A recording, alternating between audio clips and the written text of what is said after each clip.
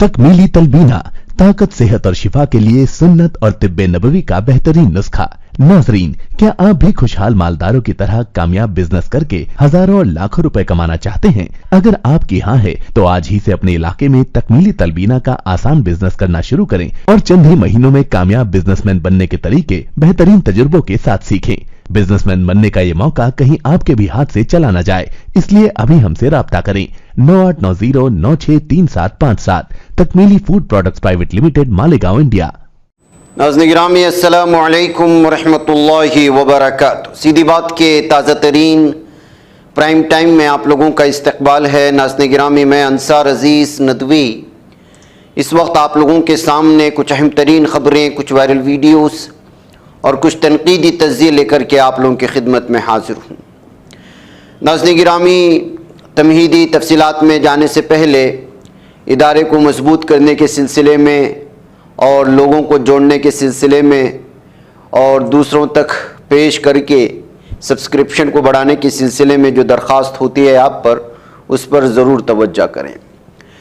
नाज़रीन गिरामी, इस वक्त इलेक्शंस में जिस तरह की असबियत निकल कर के सामने आ रही है और जिस तरह झूठ, मनगढ़ंत कहानियाँ मुसलमानों के ख़िलाफ़ सुनने और सुनाने का रिवाज चल निकला है, ये आज की बात नहीं, गुज़श्ता 9-10 सालों से तो यही चल रहा है।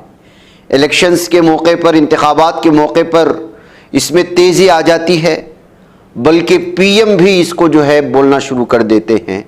जो बयान अभी हाल ही में पीएम मोदी ने जो दिया मुसलमानों के सिलसिले में, उसकी बाज़गश्त अब जो है गैर मुल्की अखबारात के सफ़े अव्वल पर छपने लगी है, सुनने को मिल रही है। मोदी ने मंगल को राजस्थान के टोंक रैली में जो ज़बान इस्तेमाल की थी, अमेरिका के मशहूर अखबार न्यूयॉर्क टाइम्स की सुर्खी है, मोदी ने मुसलमानों को दरअंदाज कहा जो हिंदुस्तान के अमलाक छीन लेंगे। अखबार ने लिखा है, मुल्क की सबसे बड़ी अक़लियत के खिलाफ जो रास्त ज़बान इस्तेमाल की गई है वह आलमी सतह पर वज़ीर आज़म नरेंद्र मोदी की तस्वीर के खिलाफ है। न्यूयॉर्क टाइम्स ने लिखा कि जब मोदी अपनी तीसरी मुद्दत के लिए इंतखाबी मुहिम चला रहे हैं तो उन्होंने खुद ऐसी ज़बान इस्तेमाल की जिससे खदशात पैदा हो गए कि इससे मुसलमानों को निशाना बनाने वाले दाएं बाजू के निगरां ग्रोहों को भड़काया जा सकता है। और ये सवाल भी पैदा हुआ कि इनकी बातचीत में तब्दीली की वजह क्या है। आमतौर पर मोदी लफ्ज़ मुस्लिम का इस्तेमाल करने से गुरेज करते हैं। बिलवास्ता तौर पर 200 मिलियन आबादी वाले हिंदुस्तान के सबसे बड़े अक़लियती ग्रुप का हवाला देते हुए द गार्जियन अखबार की सुर्खी, हिंदुस्तान में नरेंद्र मोदी पर इंतखाबात के दौरान कशीदगी फैलाने का इल्ज़ाम लगाया गया था। अखबार ने मोदी की मुकम्मल तकरीर का हवाला देते हुए लिखा, जब से बीजेपी 2014 में हिंदू कौम परस्त एजेंडे के साथ इख्तिदार में आई है, इस पर ऐसी पॉलिसियों और बयानबाजी का इल्ज़ाम लगाया गया है जो अक़लियतों को निशाना बनाते हैं, ख़ास तौर पर मुसलमानों को जो मुबैना तौर पर बढ़ते हुए तशद्दुद का निशाना बन रहे हैं। रियासत और दाएं बाजू के हिंदू मुहाफिजों की तरफ से हरासा करना। इस लोकसभा इलेक्शन में बीजेपी ने सिर्फ एक मुसलमान को अपना उम्मीदवार बनाया है। ये कहते हुए इस वक्त अमेरिका के मशहूर मकबूल अखबारात जो है इस वक्त नरेंद्र मोदी के इस मुस्लिम दुश्मनी और मुसलमानों से नफरत वाले बयान को अलग अलग अंदाज में सुर्खियों के साथ पेश करने की कोशिशें हुई हैं। इसे आप अंदाज़ा लगा सकते हैं नाज़रीन गिरामी कि इस वक्त भारत में होने वाले इलेक्शन पर किस तरह से गैर मुल्की मीडिया की भी नज़रें लगी हुई हैं। और ऐसे मौके पर अगर पीएम की ज़बान से ऐसी अल्फाज निकल जाते हैं जो 200 मिलियन मुसलमानों के जज्बात के साथ खिलवाड़ की बात हो और उनको निशाने पर लेने की बात हो, तो किस तरह यह अखबारात में नहीं आएगा। लेकिन इसके बावजूद नाज़रीन गिरामी, गुज़रते अय्याम के साथ किस तरह से जो है नफ़रत का माहौल बनाने की कोशिश, ऐसा लगता है कि जो है ये इलेक्शन इंतखाबात में अपोजिशन को किस किस तरह के अल्फाज का इस्तेमाल हो रहा है। अभी अमित शाह का बयान जो उन्होंने दिया, बीजेपी को वोट दो, हम ममता बनर्जी के गुंडों को उल्टा लटका देंगे। क्या ये एक मरकजी वजीर दाखिला की जबान से इस तरह की बात हो सकती है? यानी कि कानून भी आप हैं, अदालत भी आप हैं, सब कुछ आप ही हैं और आप खुल्लम खुल्ला इस वक्त गुंडागर्दी पर उतर आए हैं। ये कहते हुए मरकजी वजीर दाखिला अमित शाह ने कांग्रेस और तृणमूल कांग्रेस की लीडर ममता बनर्जी में शहरियत तरमीमी कानून को छूने की हिम्मत नहीं है, ये यकीन दिलाते हुए कि नए कानून के तहत तमाम हिंदू पनाहगुज़ीनों को शहरियत मिलेगी, उस पर उन्होंने बयान दिया। कारंदेगी में इंतखाबी रैली के दौरान अमित शाह ने कहा कि तृणमूल राज के तहत मगरबी बंगाल में दरअंदाजी बिला रोक टोक जारी है। उन्होंने कहा कि बंगाल के वज़ीर आला सरहदी रियासत में दरअंदाजी को नहीं रोक सकते। क्या ममता बनर्जी दरअंदाजी को रोक सकती है? वो नहीं कर सकती, सिर्फ वज़ीर आज़म नरेंद्र मोदी जी ही दरअंदाजी को रोक सकते हैं। ये कहते हुए उन्होंने इस तरह के अल्फाज का इस्तेमाल किया है। ये नाज़रीन गिरामी बीजेपी के बड़े बड़े लीडरान की ज़बानों से निकलने वाले वो अल्फाज हैं जो इस वक्त अखबारात की सुर्खियों में खुद इन्हीं की छवि को जो है बुरी तरह से न सिर्फ मुतासिर कर रहे हैं, इनकी जहनी फिस्तायत क्या है उसको भी सामने लाने की कोशिशें हो रही हैं। और यही वजह है कि इस तरह के बयानात को लेकर के अलग अलग तरह के तबसरे इस वक्त पढ़ने को मिल रहे हैं। देखिए, उधर खबर आ रही है इश्तिहार छपवा कर माफी मांगी, ऐसा ही नहीं कि आप हाथ जोड़ करके खड़े हो गए, और भी बड़े साइज के। ये जो है इस वक्त सुप्रीम कोर्ट ने बाबा रामदेव को और बाल कृष्णा को ऑर्डर दिया है। समाअत के दौरान अदालत ने रामदेव को पतंजलि माफी की इश्तिहार को बड़े साइज में दोबारा जारी करने का हुक्म दिया है।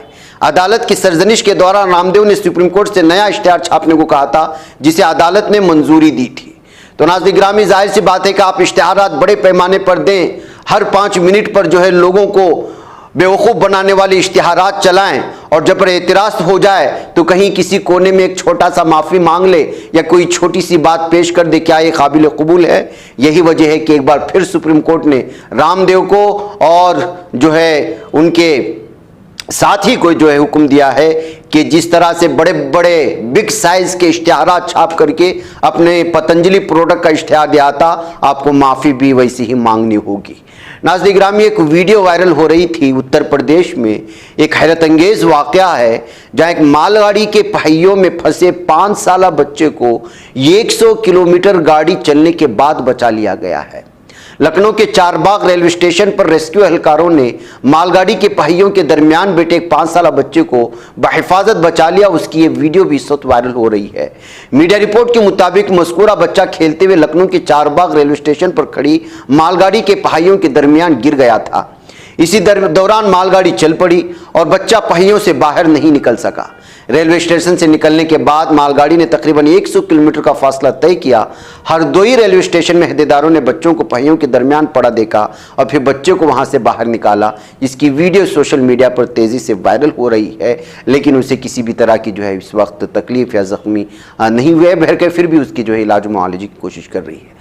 तो नाज़रीन गिरामी, किस तरह से जो है रेलवे के करीब और आसपास में इस वक्त जो है इस तरह की सूरत हाल देखने को मिलती है और इस तरह की खबरें कभी निकल करके सामने आती हैं। नाज़रीन गिरामी, आइए बीजेपी की मैं बात कर रहा था कि किस तरह से जो है भड़काऊ भाषण के जरिए से, दरअसल इनके पास कुछ है नहीं नाज़रीन गिरामी देने के लिए और ना ही बताने के लिए। जिस तरह से तमाम शोबाजात में लोग फेल हो चुके हैं, ऐसे में अगर ये हिंदुओं को जज्बाती तौर पर मजहब का नाम लेकर भड़काएंगे नहीं तो फिर इनके पास कुछ भी नहीं बचता। इससे पहले मैंने कर्नाटक की वो खबर आपको दिखाई थी कि नेहा का जो कातिल है फैयाज, उसकी स्टोरी दिखा करके किस तरह माहौल को खराब करने की कोशिश हुई। जबकि इसी कर्नाटक में टुमकुर में बेंगलुरु की जिस मुस्लिम लड़की को हामिला करके बच्चा उसके हाथ में देकर के कत्ल कर दिया गया, वो उस कत्ल से भी भयानक कत्ल था, लेकिन मीडिया ने नहीं दिखाया। और फिर उसके बाद देखिए, अब कर्नाटक को जिहादी मुल्क कह दिया गया एक बीजेपी लीडर की जानिब से। ये इन लोगों की जहनियत, इनकी सतहियत की इंतहा आप देख लीजिएगा। कर्नाटक में अपोजिशन लीडर आर अशोक की तरफ रियासत को जिहादी मुल्क कहे जाने के बाद एक नया तनाज़ा खड़ा हो चुका है। अशोक ने जुम्मा को कर्नाटक में हुक्मरान जमात के खिलाफ चार्जशीट जारी होने के बाद नामा निगारों से कहा, जब से सिद्धारामैया हुकूमत इख्तिदार में आई है, कर्नाटक एक जिहादी मुल्क बन गया है और हिंदुओं की जिंदगियों को कम अहमियत दी जा रही है। उन्होंने कांग्रेस पर डीजे हल्ली फसादात से मुतालिक मुकदमात को वापस लेने और कुकर बम मामले में मुश्तबा अफराद को बरी करने की कोशिश का हवाला देते हुए कांग्रेस पर खुशामदी होने का इल्ज़ाम लगाया। उन्होंने मुबैना तौर पर इंसाफ और अवामी तहफ़्फ़ुज़ पर अपने वोट बैंक को तरजीह देने के लिए कांग्रेस की तनक़ीद। अशोक ने जराइम की शरह में नुमाया इज़ाफे की तरफ इशारा करते हुए कहा कि गुज़िश्ता साल में कत्ल में 31% इजाफा, डकैती में 41% इजाफा, साइबर क्राइम के 17,000 मुकदमात दर्ज हुए। तो उनको ये भी हिसाब लगाना चाहिए था कि इससे पहले जो बीजेपी हुकूमत चल रही थी उसमें किस तरह के मामला सामने आए थे, किस तरह अटैक हो गया था, किस कदर कत्ल गारतगिरी हुई थी, लोगों पर हमले हुए थे, साहिली पट्टी में किस तरह से जीना दोभर कर दिया गया था। लेकिन क्राइम बढ़ते हैं, जराइम तो हर हुकूमत में होते हैं, लेकिन उसको जिहादी मुल्क बोलना, जिहादी रियासत बोलना, ये कहां तक काबिल कबूल है। उनकी ज़हनीत किस कदर जो है इस वक्त बिगाड़ पैदा हो चुका है और ये जीतने के लिए कहां तक पहुंच सकते हैं इसका आप अंदाजा लगाएं। और उधर नाज़-ए-गिरामी कर्नाटक में ही हिंदू खातून पर तब्दीली मजहब के लिए दबाव डालने पर मुस्लिम जोड़े समेत 7 अफराद के खिलाफ मुकदमा दर्ज कर लिए जाने की खबरें आ रही हैं। अभी भी मामला बेलगावी का ही है, उसी बेलगावी का जहां पर जो है कत्ल का मामला पेश आया, उसी के आसपास के इलाका, एक ही जो है वो आसपास के लगे हुए इलाके हैं। कर्नाटक में एक मुस्लिम जोड़े समेत 7 अफराद पर एक शादीशुदा हिंदू खातून को मजहब तब्दील करने के लिए मजबूर करने का इल्जाम लगाया गया है। इनके खिलाफ ताज़ीरात हिंद IPC की मुख्तलिफ दफात और मुख्तलिफ कवानीन के तहत मामला दर्ज किया गया, जिनमें Karnataka protection of right to freedom of religion act, IT act की मुतालिका दफात, SC/ST एक्ट और ताज़ीरात हिंद की दफात शामिल है। अब जो इस तरह के इल्जामात लगाए जा रहे हैं उसमें कहां तक सच्चाई है इसका तो पता नहीं है, लेकिन मुतासिरा हिंदू खातून ने जो इल्ज़ाम लगाया है वो ये है कि वो शादीशुदा है, जो अहम तरीन मुलजिम रफ़ीक है वो अपनी बीवी के सामने उसकी असमत दरी की है, उसे माथे पर कुमकुम लगाने से रोकते हुए उसे बुर्का पहनने पर मजबूर किया। जोड़े ने मुबैना तौर पर खातून को धोखा दिया, उसके साथ जिनसी ताल्लुकात कायम किए, फहश तस्वीर खींची जो बाद में उसे मजहबी तब्दीली के लिए ब्लैकमेल करने के लिए इस्तेमाल की गई।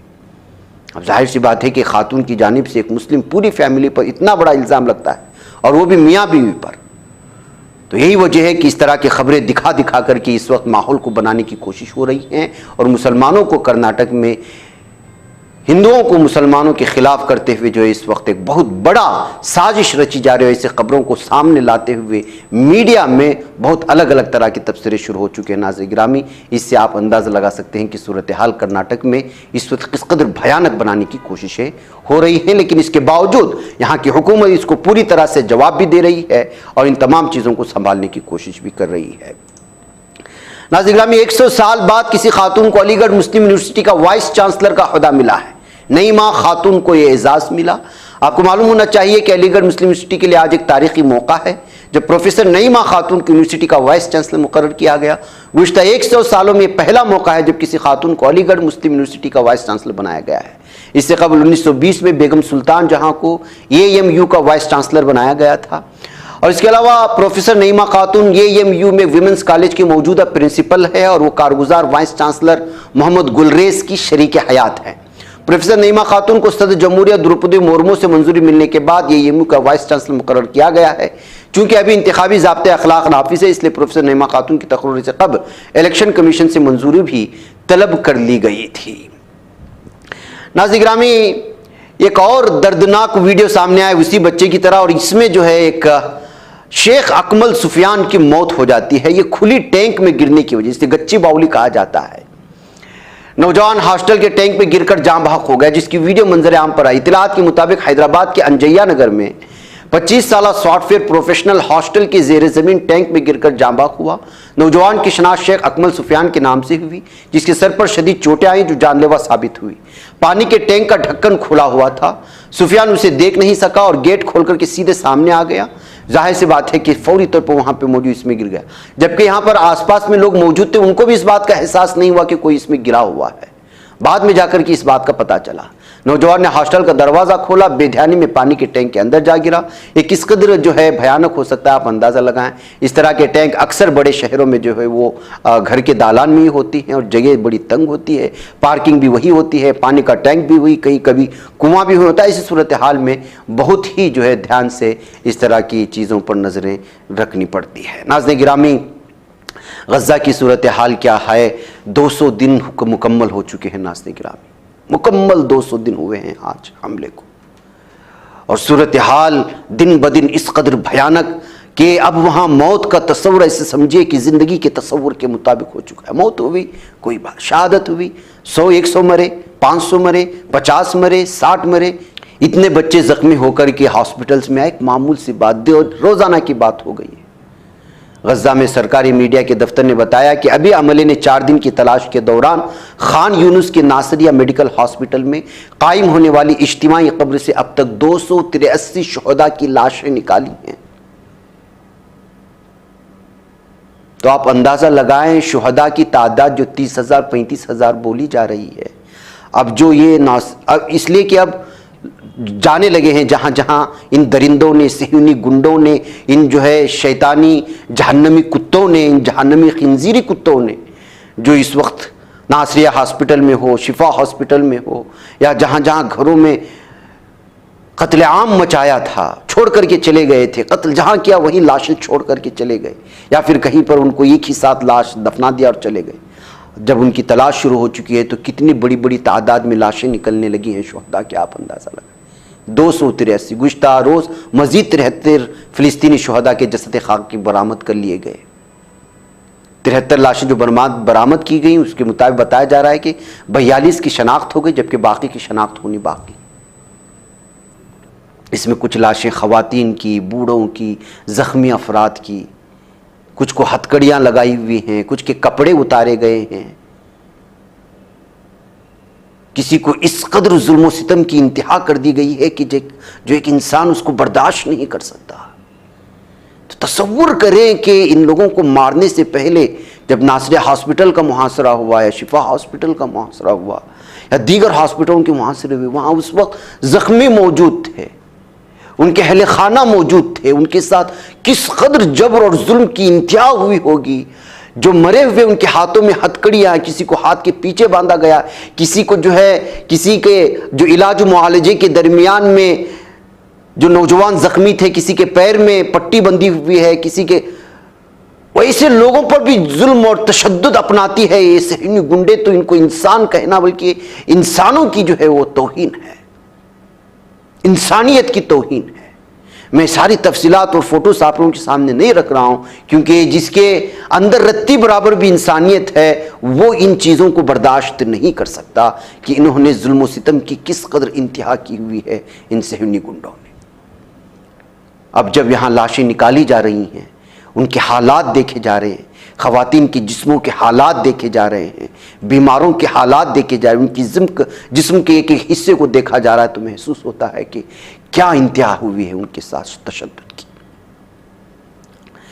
इस दरमियान में नाज़रीन गिरामी खबरें आती है कि गुज़श्ता 24 घंटों के दौरान फिलिस्तीनी मुज़ाहमतकारों के साथ लड़ाई के दौरान मजीद 8 सहयूनी फौजी जहन्नमी कुत्ते और उसके सिपाही जो वो कहते हैं, हम तो उनको सिपाही भी नहीं कहेंगे, वो जख्मी हुए हैं और जो है बहुत बुरी तरह से जख्मी हुए। यानी आपको मालूम होना चाहिए कि अब ज़मीनी सतह पर गज़ा पट्टी के मुख्तलिफ इलाकों में मुजाहिदीन अभी भी जो ज़मीनी कार्रवाई करने की कोशिश कह रहे हैं सहयूनी दरिंदे, उनसे लोहा ले रहे हैं और उनके साथ लगातार इस वक्त जो है मुठभेड़ जारी है।